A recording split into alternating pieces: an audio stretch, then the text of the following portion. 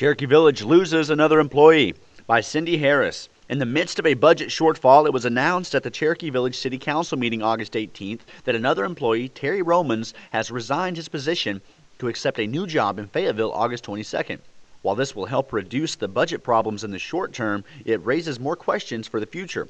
Although Romans' main duty was IT, information technology support, he also maintained all of the city's budget records. As the city is currently under a hiring freeze enacted in January, those duties will likely fall to Cherokee Village Clerk-Treasurer Lana Hamilton or other city employees, some of whom have already either reduced their hours or work extra hours at no pay in order to try to reduce payroll expenses.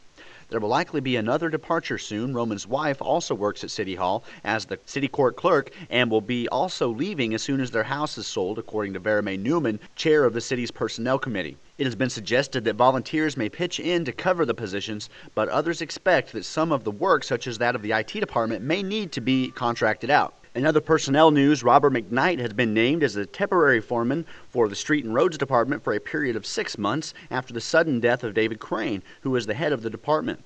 Fire Chief Mike Taylor's department report included an increase in medical calls. Under questioning from Councilman Tom Thone, he stated that these calls were previously handled as EMS assists.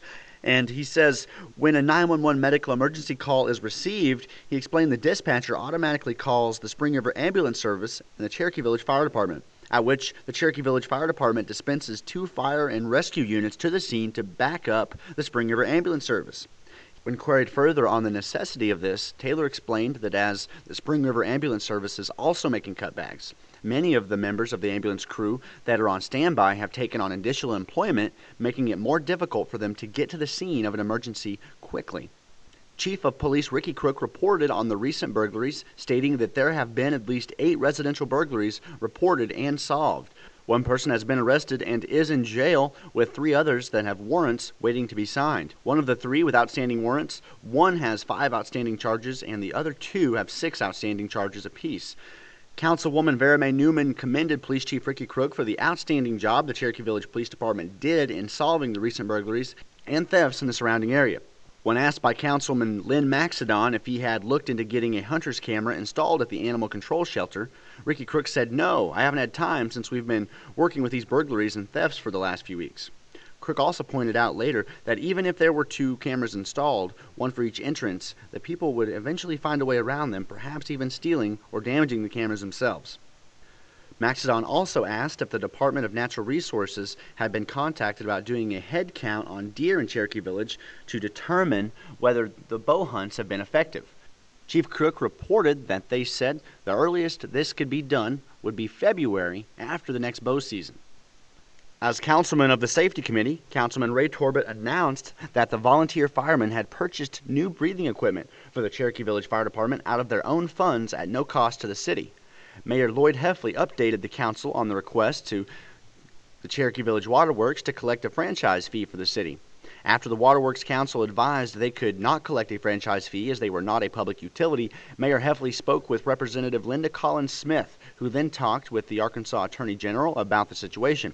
The Attorney General, Dustin McDaniels, will have an answer for Cherokee Village within 30 days.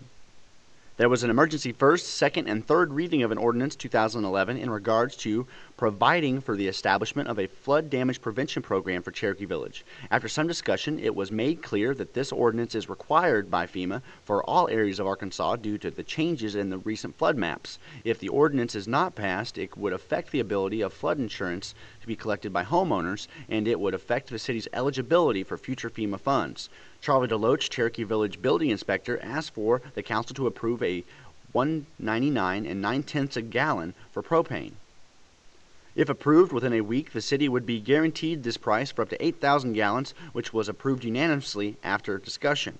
He then requested an additional $400 above his budget for Liz Keel to be recertified as a floodplains administrator and for Glenn Harris to be certified as a building inspector for the city, which was also approved unanimously. Mayor Heffley then reminded everyone that there will be a public forum to discuss the 1% sales tax on August 25th at 6:30 at the Cherokee Village Senior Center. This forum is sponsored by the Spring River Chronicle. Election for the 1% sales tax and use tax is September 13th, with early voting starting September 6th and absentee voting available now at the Sharp County Courthouse. Fulton County will early vote in Salem and day of September 13th at Omaha Center. Sharp County will early vote Nash Flat, and day of September 13th at Cherokee Village City Hall.